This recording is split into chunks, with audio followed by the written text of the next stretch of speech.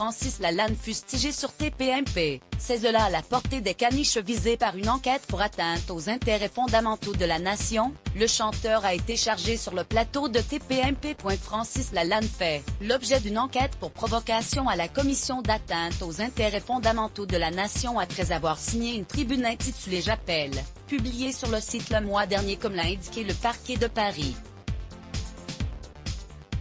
Le chanteur qui appelait à la mobilisation générale du peuple français contre la tyrannie, a été entendu le 5 février dernier par les enquêteurs de la Brigade de répression de la délinquance aux personnes, BRDP, en audition libre, selon une source proche du dossier. Il encourt ainsi jusqu'à 5 ans d'emprisonnement et 45 000 € d'amende. Le patron du site France Soir sera auditionné prochainement. Éric Nolot était invité sur le plateau de Touche pas à mon poste pour parler de cette affaire, mardi 23 février.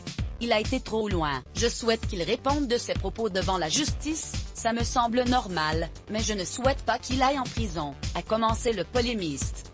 Je suis désolé de tuer le suspect mais il n'ira pas en prison. On joue à se faire peur.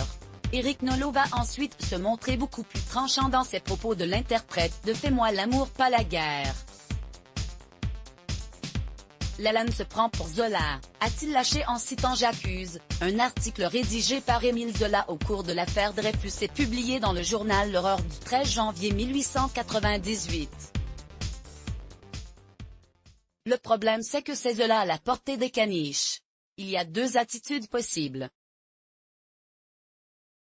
Soit on estime que l'État a sorti un marteau-piqueur pour écraser un moucheron, et puis laissons Lalanne délirer de son côté. Soit on considère que les mots ont une signification et que les lois ont leur raison d'être. Dans cet appel, un peu fourre-tout, il va un peu dans tous les sens, mais il y a un moment quand même où il appelle à un coup d'état militaire. Il appelle à débarquer le président de la République par l'armée. Il a été trop loin. C'est gravissime. La rédaction.